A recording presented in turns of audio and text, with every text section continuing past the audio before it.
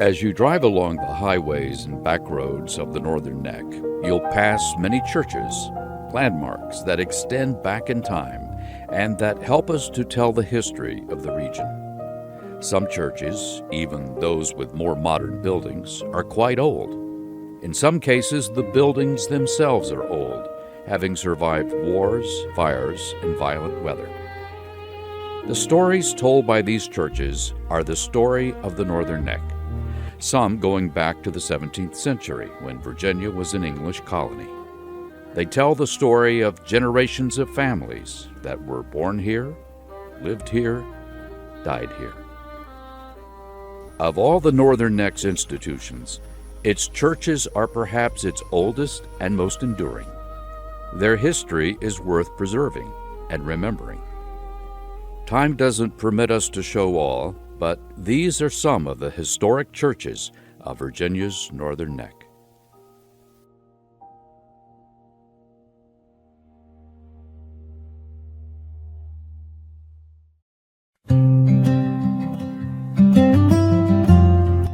It's important to remember that the first churches in the Northern Neck were Anglican, the Church of England, the established Church of England and of the American colonies. It was a deeply conservative, state-established institution closely tied to the landed gentry and aristocracy, reflected in its architecture.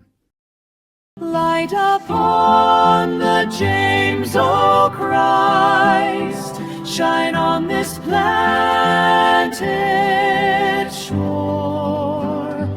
Teach our hearts thy humble way, and bind us evermore. Though it's not the oldest church building in the Northern Neck, Christ Church, outside Irvington, is one of the best known. Finished in 1735, Christ Church was the most finely crafted Anglican parish church in all of colonial Virginia. This is the second church that was on this site. The first church was completed in 1670 by John Carter. In 1730, his son Robert King Carter, Virginia's wealthiest tobacco planter at the time, offered to build a new brick church here at his own cost and charges, which the vestry of Christ Church Parish accepted, and we think work began soon after 1730. It took about 5 years to build this extraordinary structure. Lots of different hands went into its creation. We know there were enslaved workers here, there were indentured servants, and there were also free craftsmen who all undertook different tasks such as carpentry, blacksmithing, brickmaking, bricklaying, joinery, plasterwork. One of the beauties of the building is it looks just like it did in 1735. So it's really a time capsule when you walk into this building. No longer used regularly as a house of worship, Christ Church remains an active cultural force in the region, drawing thousands of visitors. Christ Church has many stories to tell, and people come here for all kinds of reasons. Some people are lovers of great architecture, and you certainly will not be disappointed in looking at this stunning building. And we often tend to walk right into a building. We want to get right into it and see the inside, but the outside is just as important as the inside, with its incredible brickwork and its entablature and these great designs that these many craftsmen put together here. The Northern Neck's oldest churches are almost all Episcopal since they began as Anglican, the established Church of England. The proliferation of religious denominations that followed would have to wait until after the Revolution. And as part of the established Church of England, Christ Church was a quasi-governmental institution. All residents of the parish were taxed by the church. Attendance was required at least once a month. Government proclamations were read from the pulpit. It was also a church reflecting a highly regimented society, and that's reflected in the architecture.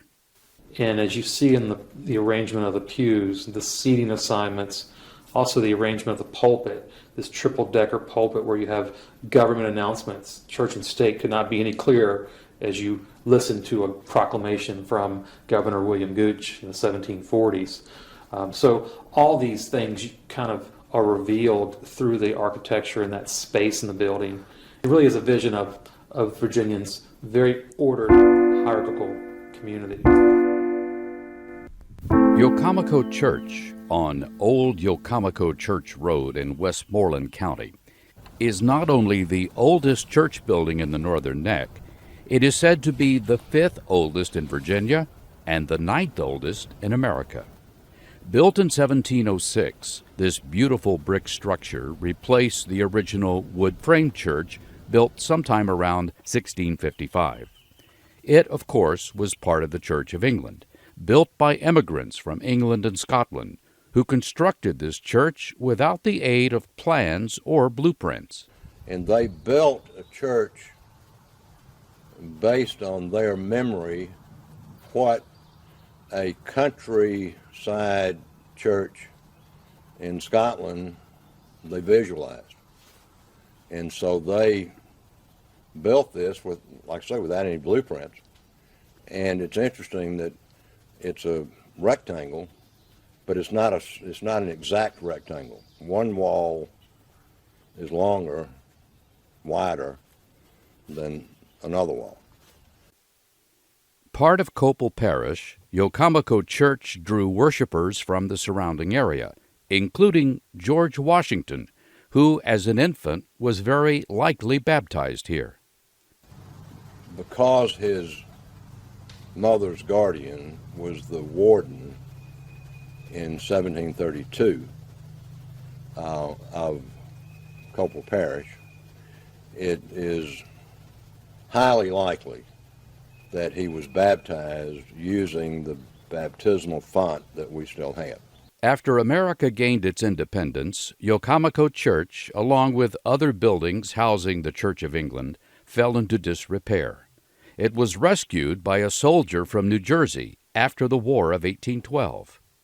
Well, fortunately, he fell in love with the girl down the road, and he came back in 1816 and he married her, and he and his father-in-law spent, at their own expense, from 1816 to about 1830, bringing this church back to life. The church today looks very much as it did in 1865, when it once again became the home of an active Episcopal congregation. The church porch, a medieval feature of English churches, provided a proper place for preliminary blessings performed before entering the sanctuary. The wicket doors date to at least 1706 and are 8 feet tall, 6 feet wide, and weigh 2,000 pounds. Like many of the Northern Neck's ancient churches, the churchyard surrounding the building is mostly devoid of tombstones. The original wooden markers disintegrated years ago. However, it remains hallowed ground. In the 1990s, it was determined that there are about 100 skeletal remains in this area of the churchyard. And those individuals are known only to the master. But because of that, and the likelihood that there are other skeletal remains throughout this area, no one will ever be buried in the churchyard. Since 1655, there has been a church on or near this site on the banks of Nominee Creek in Westmoreland County. The first church was built on the opposite side of the creek, but in 1704, a church was built here on land donated by Ewell Watkins, who asked that the church be built over the family burial plot. George Washington attended church here twice in 1768. That church lasted until the War of 1812. British Admiral Cockburn, known as the Ruffian, and who would later put a torch to the Capitol and the White House, burned Nominee Church to the ground and stole the silver. This structure, a simple stone building, was built around 1852 and today is still used for periodic services by Cople Parish. In 1669, a wealthy Lancaster landowner named David Fox bequeathed money and probably land for the building of a new church in the county along River Road south of Lively. The result was St. Mary's Whitechapel Church, now St. Mary's Whitechapel Episcopal Church. Also in his will, he left instructions that a chalice be prepared in London and sent here, and we have that chalice still in the church property. The name Whitechapel and St. Mary's was at the request of David Fox, the gentleman who gave the original property here. He asked that the church be named after his family parish in London, which was St. Mary's in the Whitechapel district of London. The Fox family continued to be strong supporters of the church. David Fox's two sons made substantial gifts, including wooden panels made in London, bearing the words of the Ten Commandments, the Lord's Prayer, and the Creed, all of which are still in the church hundreds of years later. And William Fox also ordered a font to be made in London and sent over here. We also have that here in the church. Luckily, in many respects, it was carved from a single piece of stone and is very, very heavy, and we believe has never really left the church. The church membership grew to the point it had to be expanded. In the 18th century, 2 wings were added to the original rectangular building, forming a cruciform. Inside, there were 3 galleries, one of which, the South Gallery, survives today. Largely abandoned for decades, the building that once symbolized England's power in the colonies was used as a stable and other mundane purposes. In 1832, it was reclaimed as a church by an Episcopal parish and has continued ever since. Not surprising for a church this old, Whitechapel's churchyard is large, with graves spanning the centuries. The oldest is John Stretchley, a county clerk and merchant, who was buried in 1698. Other notable graves include State Senator Robert O. Norris, several members of the Ball family, and Academy Award-nominated actress Margaret Sullivan. Wicomico Parish Church may have provided the name for the Northumberland County village in which it stands. The parish dates back to 1649, with the first building a small frame structure that was replaced in the 1760s by a much larger brick structure along the lines of Christ Church in Lancaster County. This massive building measured 75 feet long and 35 feet wide, with walls that were 3 feet thick, an arched ceiling, and 3 galleries supported by turned and fluted columns. The building fell into disrepair after the Revolutionary War and disestablishment of the Church of England, and was demolished in 1840. Later in the 19th century, the third and present church building was constructed on the same site. Some of the stones from the original building can be found in the churchyard today. The present church building contains examples of incredible workmanship, both inside and out. Over the centuries, families that have worshipped here include the Lees, Gaskins, Balls, and Haneys. North Farnham is the parish formed in 1683 when Farnham Parish was divided into North and South Farnham, 9 years before Rappahannock County was divided into Richmond and Essex counties. The North Farnham Church was not erected until 1737, however, just off Historyland Highway between Lively and Warsaw. Like most Anglican churches after the Revolution, it was largely abandoned. A skirmish was fought in the churchyard during the War of 1812, when the building was used not as a church, but as a stable for horses. Slowly, the church reemerged as a vibrant force in the 19th century. A serious fire in 1887 nearly destroyed it, leaving only the walls standing. The restoration took decades and was finally finished in 1921. St. Stephen's Episcopal Church is on Northumberland Highway in the village of Heathsville. The building was consecrated in 1881, but its roots go all the way back to the Church of England. St. Stephen's Church is probably, in Heathsville, is probably one of the older churches in the Northern Neck. It was established by combining two parishes in 1698, I believe, and this Gothic style, which goes back to the early 1880s, makes it a very distinctive landmark in Heathsville. The church is an example of the Gothic style adapted to a rural parish building in the late 19th century. The wood frame building is a rectangular, one-story gabled roof structure covered with board and batten siding. If you've driven through Warsaw, Virginia, you've driven past St. John's Church.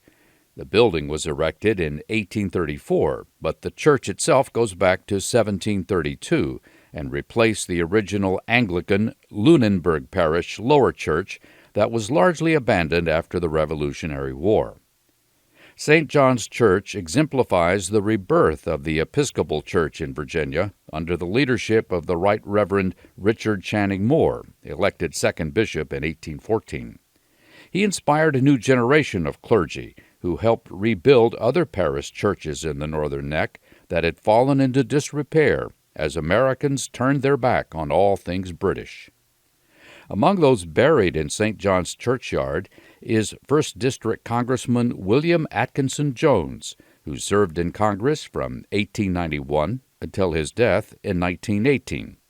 Citizens of the Philippines erected this memorial to Jones, honoring him for authoring the legislation that granted Philippine independence. By the mid-19th century, the churches that were largely abandoned after the Revolutionary War because of their British ties began to enjoy something of a revival. The congregation at Christ Church in Weems moved a few miles north and established a new church in Kilmarnock, Grace Church, later known as Grace Episcopal Church. Grace Episcopal Church was the very first church built in Kilmarnock in 1852. The original chapel still stands, and the original building still stands, and it was used as a chapel. The building itself is on the National Register of Historic Places. At that time, Grace Church, Historic Christ Church, St. Mary's White Chapel, and Trinity Church were all served by a single rector. Grace Church was eventually given independence and oversight of Historic Christ Church, and the other two congregations were able to call their own rector. Today, Grace Church maintains its ties to Historic Christ Church.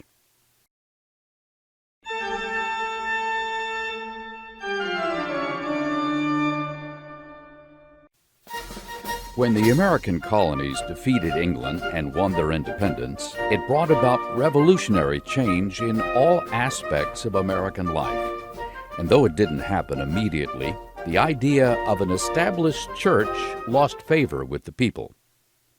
In 1786, Thomas Jefferson wrote the Virginia Statute for Religious Freedom, declaring that all men shall be free to express and by argument to maintain their opinion in matters of religion, thereby taking a sledgehammer to the concept of an established church.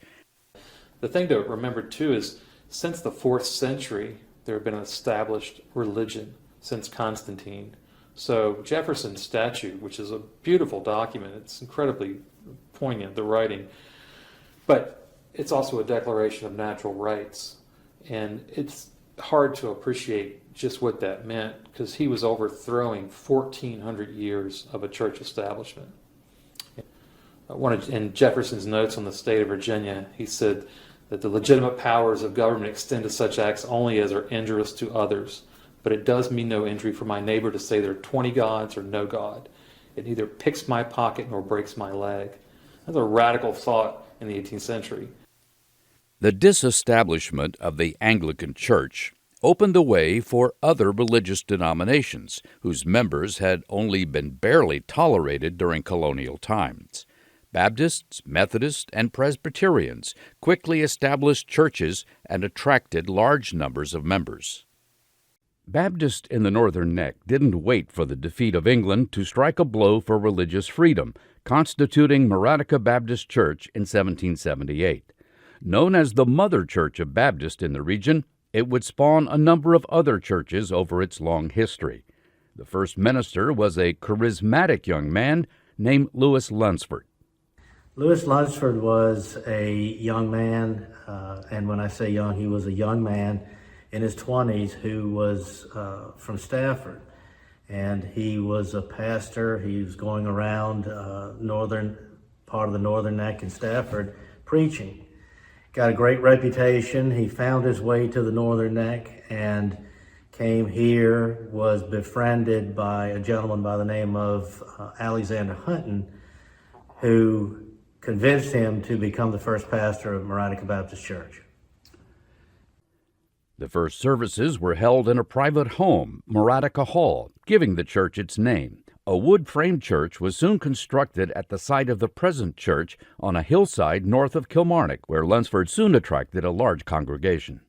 But what was happening here in 1778 was that in the Northern Neck of Virginia, there had been so much animosity with the Church of England, and there were so many people who were wanting to separate from the Church of England that the mission field here was tremendous. And so what Lewis did was he came to the Northern Neck of many places and preached. But what I think the genius of Lewis Lunsford was that he knew people. And Alexander Hunton, who was the founder of Maranatha Baptist Church, was someone who was able to convince him of the beauty of the Northern Neck, what the Northern Neck could provide.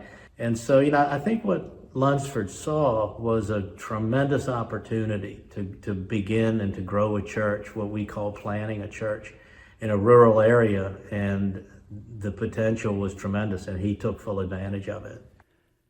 The large number of people leaving the Church of England for the Baptist and other denominations presented the church with a crisis. They were very concerned, and one of the best examples of that comes out of the biography of Robert King Carter III, the manumission, where he speaks, and the book speaks to how his leaving the Church of England to join this church. Robert Carter, King Carter's great-grandson, joins this church, and it sent the Anglican Church, the Church of England, into a dither because he was the wealthiest of all the members, and with his exodus came many others.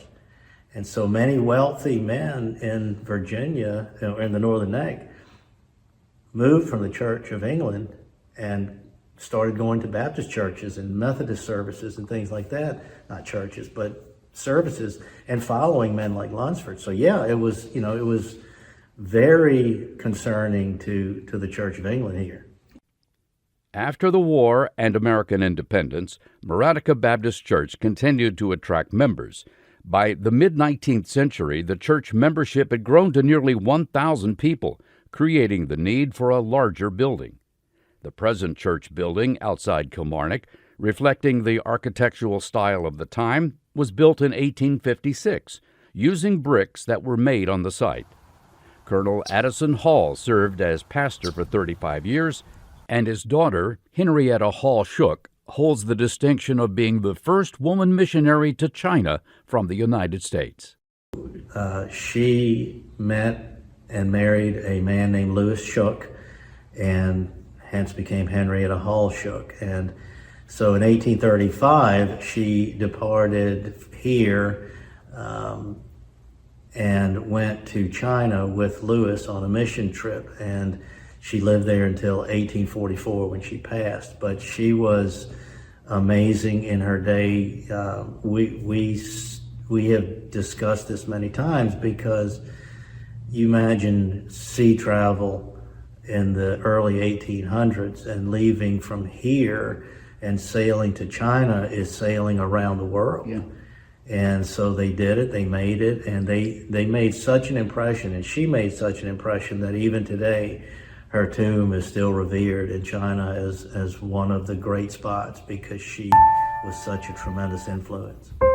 Soon after America gained its independence, other Protestant denominations in the Northern Neck gained their freedom as well.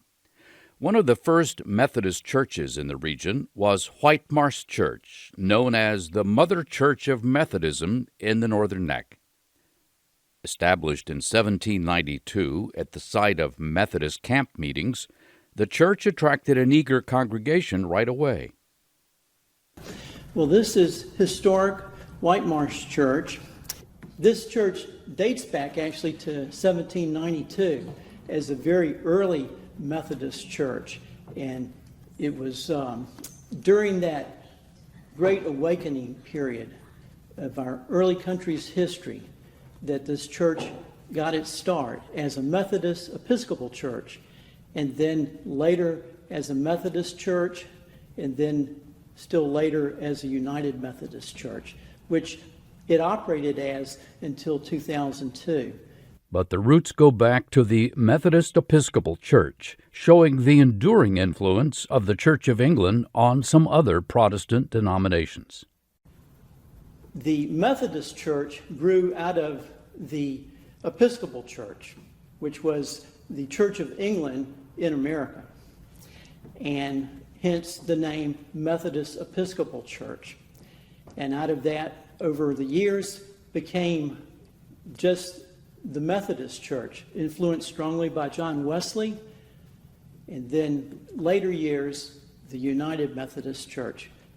The 1848 building still stands on Maryball Highway, just west of Kilmarnock. It thrived throughout the 20th century, but gradually lost members and was closed by the Methodist Church. It sat empty and unused for about 10 years before a group of people brought it back to life, making it an interdenominational church.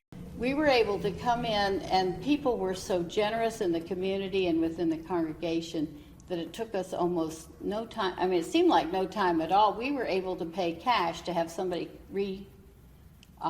plaster the walls and fix the ceiling. We did it in 3 stages. We raised enough money to do this part, and then we raised enough money to do that part, so that we could do it debt-free. The present building has stood for more than a century and a half, and today looks very much like it did when it was built, serving as an example of the Georgian architectural style that was often used for churches. In Northumberland County near Lottsburg sits another old Baptist church, Cone Baptist, originally known as Wicomico Baptist Church. It goes back to 1804, with the first building, Cone Meeting House, built in 1811. As the church grew in the following years, the members undertook the ambitious project of constructing the present church building, dedicated in 1847. It was constructed in the Federal architectural style and built using locally fired bricks, and the stone steps were imported from Baltimore, brought in on a sailing vessel to Barnes Wharf. Gibeon Baptist Church, near Village in Northumberland County, was founded in 1840 on land donated by the Crawley family. Bob Crawley and his cousin Chris Crawley recently talked about the church's founding. The original building was there. It was used as a church and schoolhouse. And then they built this building, and they used some of the materials from that one. They disassembled to build this one. And but they came from Cone. Cone Church is down on Cone Stage Road, Northumberland County.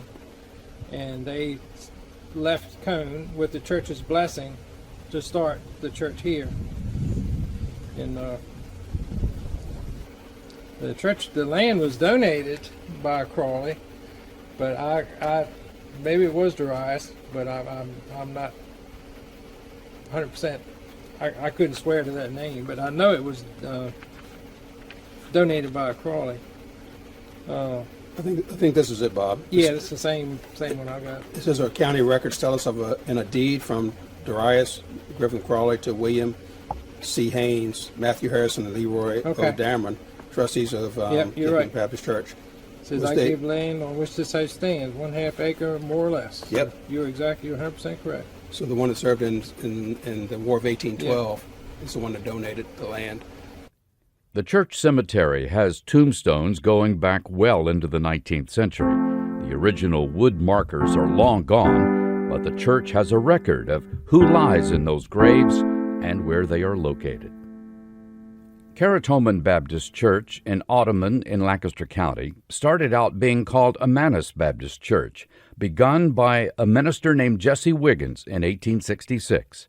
The name change occurred 20 years later, in 1886. Services were first held at the Caratoman Meeting House. And over time, as the church has evolved and people started to grow and the churches started to grow, there became a need for another place. So they started meeting at Payne's shop, which is directly across the road from where we are now.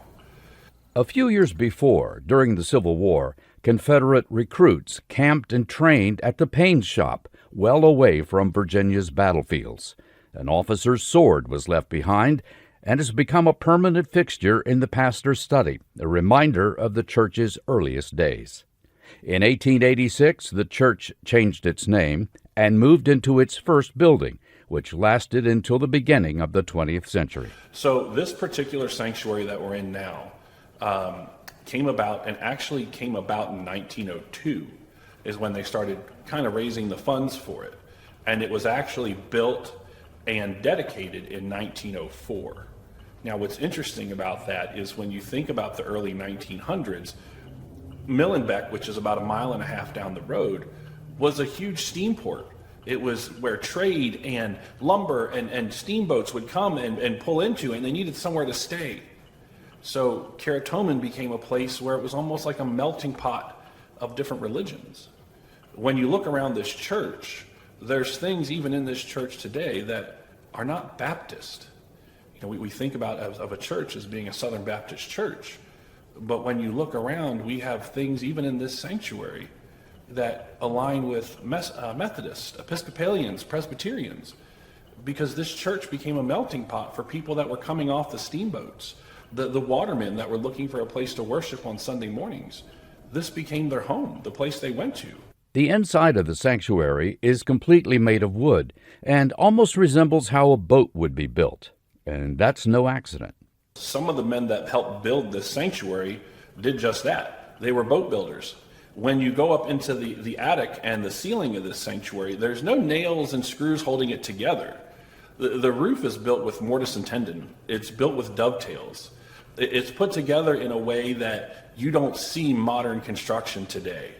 Today, Caratoman Baptist Church's members are longtime residents of the community whose parents and grandparents were also members. A church that has not only survived, but continues to grow as it reflects the values of the community. Caratoman, in a lot of ways, is still very much an old Baptist church, but a faithful one.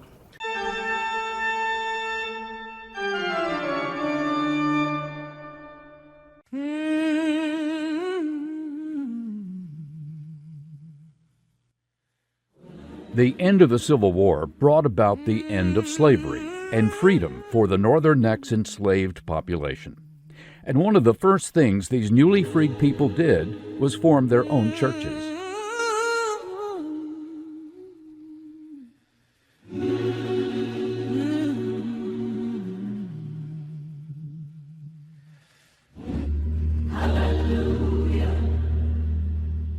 Carry us through the fire, Lord, carry us through the flood. We done come this far by faith, now covered in your blood. When the world says we ain't nothing, you still call us child. Carry us through the fire, Lord, carry us one more mile.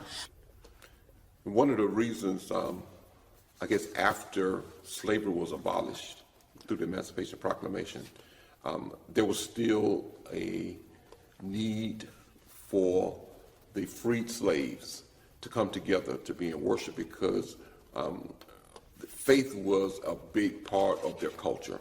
Even when the slaves were on the continent of Africa, there were spiritual connections that they maintained, and they brought that spirit with them.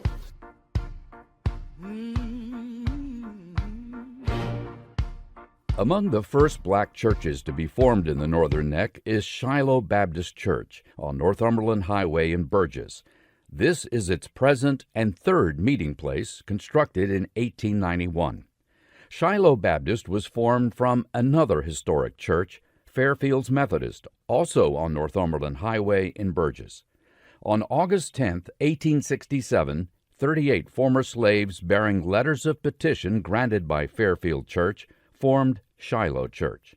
Services began in a brush arbor near Lillian, and the first building was completed in 1869 near Gunyon. In 1869, Reverend Pamus Nutt, a carpenter, was elected as leader of the church. Not long afterward, a young man of promise, Levi Reese Ball, was chosen and directed to Howard University in Washington to prepare for return to Shiloh. He completed his education and returned in 1879 and served as pastor until his death in 1917.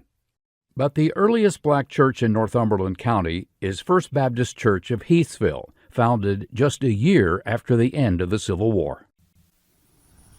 At the junction of Courthouse Road and Route 610 in Northumberland County lies another of the Northern Neck's historic churches, one, in fact, that holds a unique place in the county's history. Don't be fooled by the modern structure that sits on this hill. This church's roots go back to the end of the Civil War and the end of slavery. I believe that it was more than just the people who were a part of this church that needed this church in 1866. I believe that this church was birthed out of the divine intervening nature of God, that black people and white people could come together around the whole essence of what it is that we believe that God needs in our community. The present church building is only the third structure in this church's 154-year history. Remarkably, the first building still stands across the road from the present church and remains a powerful link to the past. After holding initial services in a private home, First Baptist Church of Heathsville held services in a school built by Emily Howland of New York, who provided educational opportunities for local children, most of whom were part of families who belonged to the church. Many of Emily Howland's students later became teachers themselves, and some of their families are members of the church today. My great-grandmother was educated by Emily Howland, who built the school. But I did not know that as a child growing up. I learned that in later years. She was a teacher, my aunt was, her sister was a teacher, my great-grandmother was a teacher, and they all taught at one time or the other at Howland School.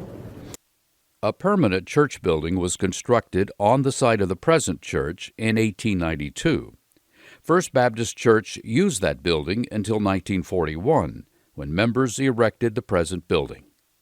Church member Helen Burnett, 102 years old at the time of this interview, remembers when the present building was constructed. She's wearing a mask because the interview took place during the COVID-19 pandemic. I've seen this church built. My father had a hand in helping to build this brick church, which they started off with a wood church. But somewhere along the line, before they made a decision, they decided we want a brick church. The building required generous donations from local church members, as well as from members who had left the area and moved to urban areas, becoming very effective fundraisers. A lot of us left here and went to Baltimore and different cities. And the pastor came and asked us if we would continue to support the church. And that's what we did. In Baltimore, we had a club. We had one in Washington. Everybody we could grab, we didn't care if they ever seen this church, but we would bring them down here and they were carried away. They loved it. Beulah Baptist Church in Lancaster County, near Lively, Virginia, is another early black church formed in 1867 by formerly enslaved blacks who had been members of a white congregation in nearby Alfonso. The members petitioned to be allowed to form their own church. Well, obviously it was before my time, but how the story goes, some slaves actually got together and built the church by hand. I don't know what kind of drawings or anything like that they had, but obviously the wood was made out of good stuff for it to be stand the test of time, obviously via God, of course. The original church building, still used today, was built in 1868. And like many churches, there were just a few early members who helped it take root. The community, I will tell you, going back to your earlier question, the community is based upon it's two predominant families, which is the Boyd family and also the Lee family. And those two families more or less made up most of the church. Obviously, over the test of time, more families have come into the area. But if you was to actually do a deep dive back into the family history, you will see that the Lees and also the Boyds will probably be the original families that actually began the church. Funny but true story. If you was to go out into our cemetery and walk the area, you will see that. You will see the Lee family stand out. You will see the Boyd family stand out. Also the Henderson family actually stand out as you take a walk of our cemetery. So you could tell that there was a lot of history with those two families. In 1867, former slaves who attended Cone Baptist Church left to start their own church, Zion Church in Lottsburg. Like most newly formed churches, services began under a brush arbor. It wasn't long before a piece of land on which to build a church was purchased from a landowner named Claiborne.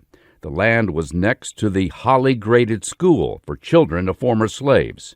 Caroline Putnam, who founded the school with Sally Holly, is buried in the churchyard at Zion Church in Lottsburg.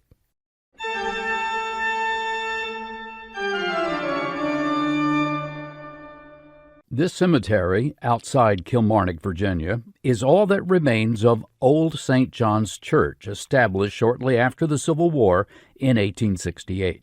It was originally called St. John's Church, but acquired the prefix Old to distinguish it from New St. John's Church, which replaced it after the original building burned.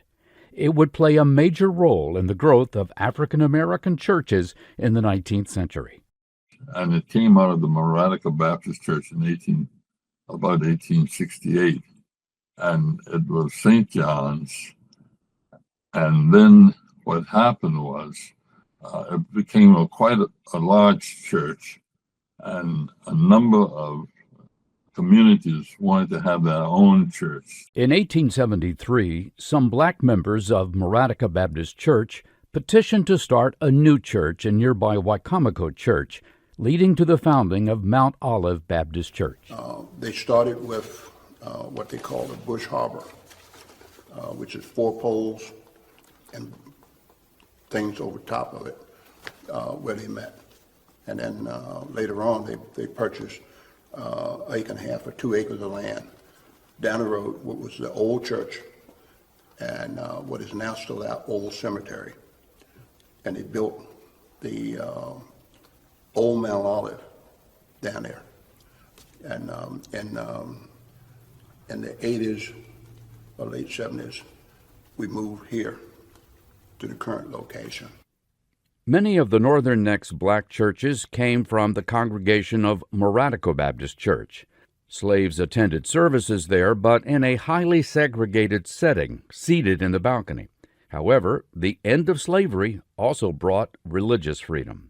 And once it was, they were given the permission, if you will, to establish a church of their own. And Mount Olive was one of those churches. They found a a freeness, if you will, and wanted to continue living out their faith, growing in their faith, and that has become a major part of the African American culture to maintain that spiritual connection. And we strive to continue that through all these years. Many of the black churches established in the 19th century continue to thrive. Mount Olive, proud of its history, has pictures of its pastors spanning more than 150 years. But in 1884, my grandfather, who was named Benjamin Norris, asked to establish the Willie Chapel Church in Lancaster, Virginia. The Willie Chapel Church was given the land was given to them by a fellow named Mr. Cornwell. And Mr. Cornwell, my dad even knew him and wrote a letter once that he attended him in the last years of his life. But he wanted the blacks to have a church there, and he asked that they named the church after his son. Apparently he had a son who had died. His name was Willie, and it was called the Little Willie Chapel Church. And I'm not sure when it became the Willie Chapel Church, but it's quite a substantial church, and there's a picture of it in my book, Fight On My Soul, that I took. It's a beautiful church. And then in 1892, we had the Calvary Baptist Church was formed under the Reverend Levi Ball.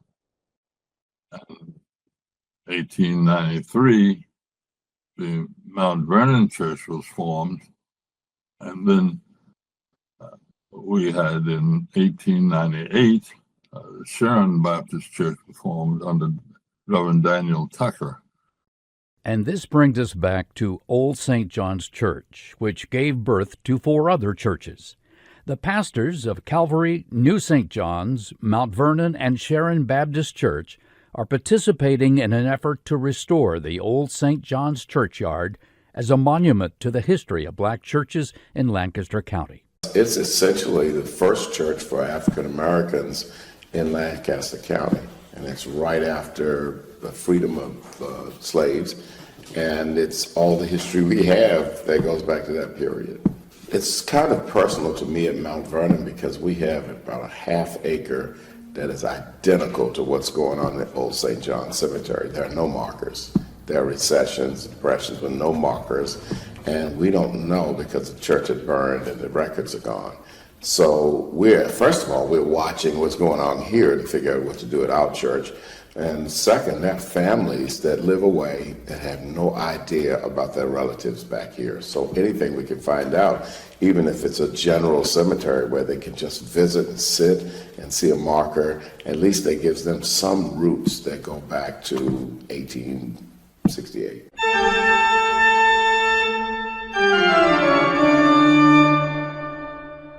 One of Northumberland County's older Methodist churches sits at the intersection of Brown Store Road and Jesse Ball DuPont Highway in Wicomico Church.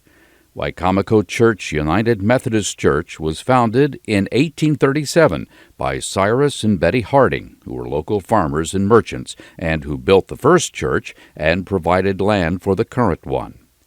The present building was completed in 1859 and has a rich history. It's also a pre-Civil War church, and soldiers were here, and they used upstairs as barracks. We even in the back had a hospital where they did surgeries. Each Sunday, there was not a Sunday that they did not worship in this church. Visitors to the church can see examples of rural 19th century architecture, since there have been few modifications to the sanctuary over time. The pews and the original floor, the walls, not much has been changed. There's a lot that's still here in the church. And like many of the older churches in the region, the churchyard bears testament to its longevity and to the family names of generations of members.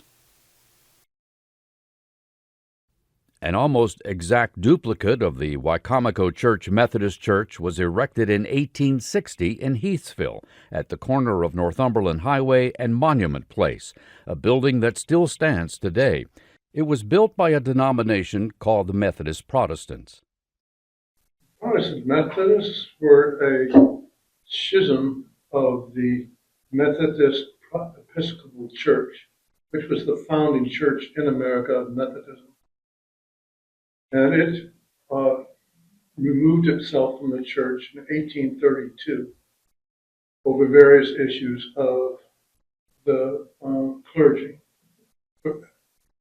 When they came to the Northern Neck in 1833, only a year later, they built a church in the courtyard of Northumberland County courtyard on just about where the Confederate monument is.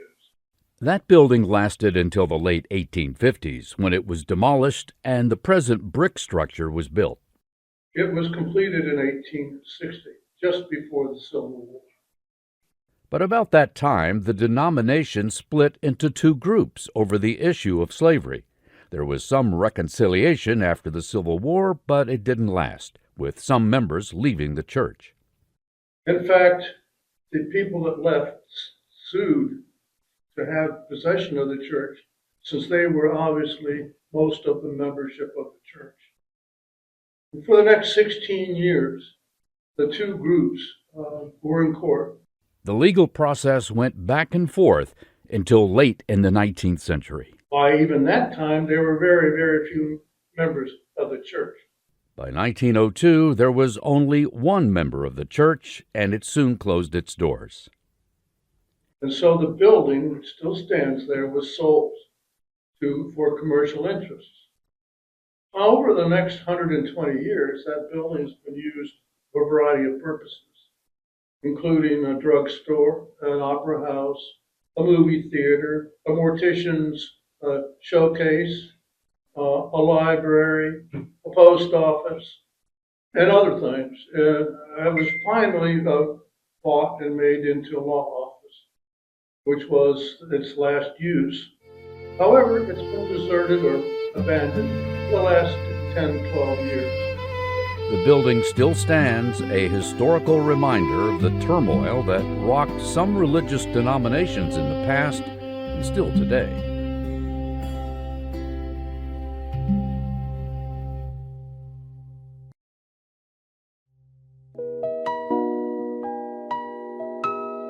Just down the street from the old Heathsville Church is Heathsville United Methodist Church, which traces its roots to the Methodist Protestant congregation organized in the late 1860s.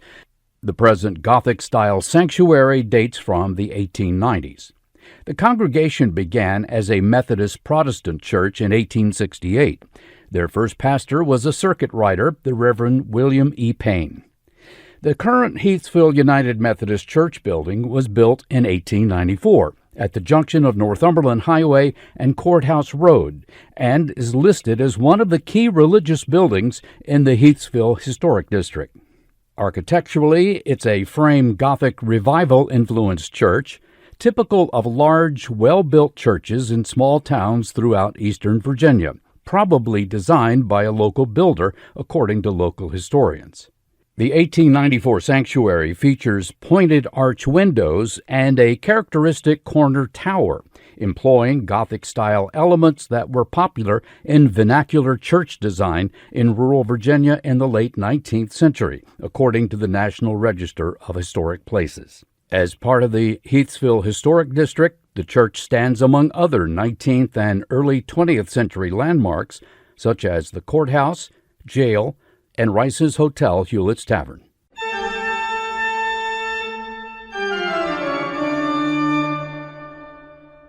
Fairport Baptist Church was born at about the same time as the Menhaden industry on the Chesapeake.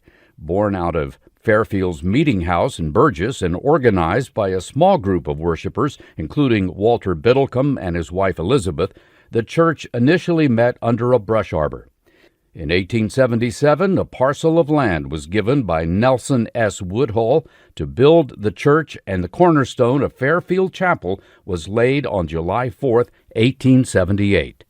Fairport Baptist Church was later organized on January 15, 1887. The church has always had a close tie to the water.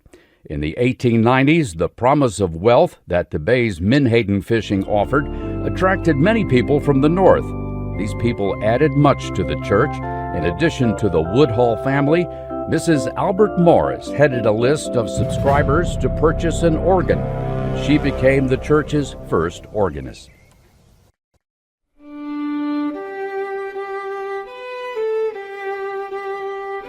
Bethany Methodist Church in Reedville, which is celebrating its 220th anniversary in 2026, traces its roots to 1806, when members of a Methodist Episcopal church in eastern Northumberland County acquired land from Cyrus and Suki Sutton and constructed a small church, Bethany No. 1, on the road leading to Fleeton. A larger church, Bethany No. 2, was built on land purchased from James Hudnall on the road to Beverlyville. As the membership grew, an even larger church building, Bethany No. 3, was built on Main Street in Reedville. When the church was dedicated, its cost of $15,000 was paid in full, a testament to the prosperity provided by the menhaden industry. The cornerstone of this church building was laid July 4, 1899. St. Mary's Episcopal Church in Fleeton also owes its existence to the menhaden industry, which was growing rapidly at the turn of the century and attracted more people to the area around Reedville. The first entry in the parish registry records a service held on October 27, 1907, with 10 people in attendance. At that time, there was a small group of Episcopalians in lower Northumberland County, then known as Lower St. Stephen's Parish. Services were generally held in abandoned schoolhouses in the Reedville area and were conducted by seminarians from Virginia Theological Seminary in Alexandria. In its February 18, 1913 edition, a local newspaper reported that the church has been completed and furnished at a cost of $5,000.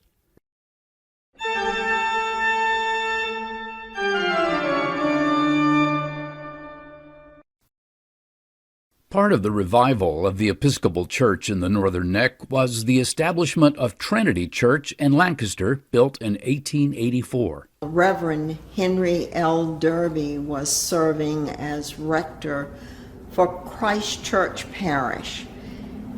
That parish included Christ Church in Weems, St. Mary's White Chapel in the Upper Lancaster area, Grace Church in Kilmarnock, and Wacomico Episcopal in Wacomico Church.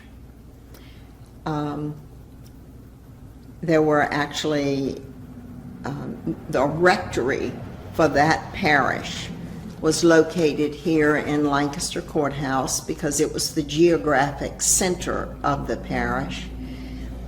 And Mrs. Derby, Charlotte Derby, opened the rectory to a Sunday school while her husband was going by horse and carriage to the four established churches in the parish. The Sunday school grew quickly and inspired Reverend Derby to construct what he called a neat Gothic church on what is now Route 3, the fifth church in the parish. Mrs. Derby's highly popular Sunday school was the draw, soon attracting families who might have been part of other congregations. Trinity Church grew throughout the late 19th and early 20th centuries, while remaining committed to its core principles, which influenced its founding.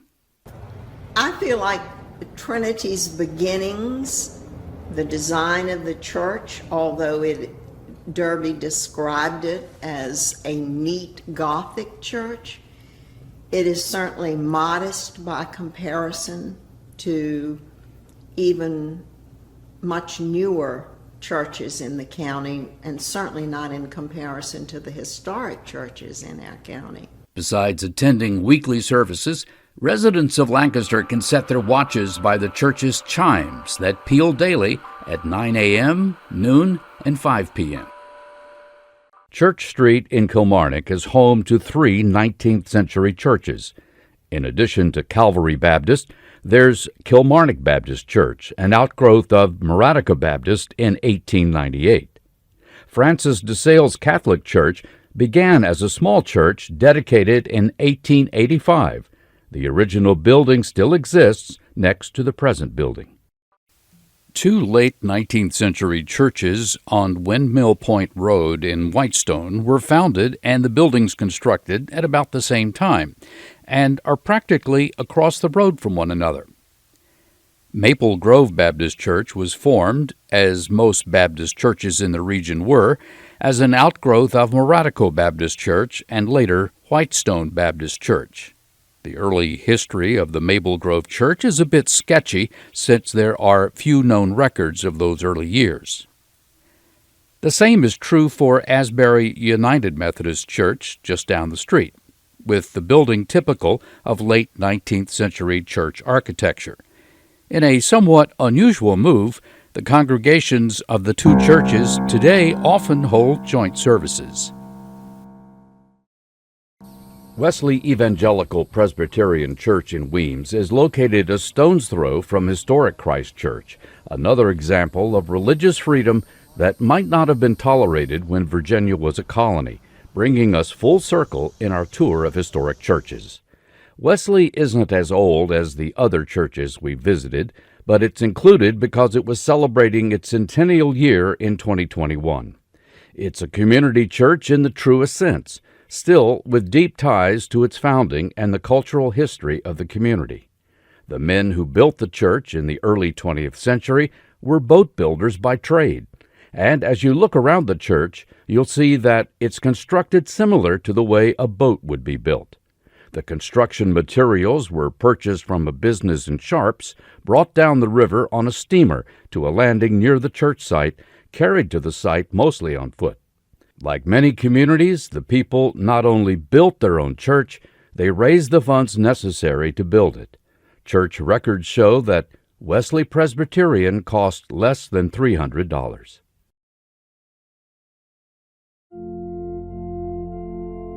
From colonial times, through the Revolution, through the Civil War, through good times and bad, the churches of the Northern Neck have persevered.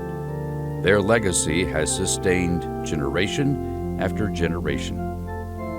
Regardless of your religious affiliation, or whether you have an affiliation at all, residents of the Northern Neck should take pride in the churches that have taken root in Northern Neck soil and flourished, sustaining the values that have enhanced a quality of life for centuries, and will continue to do so far into the future.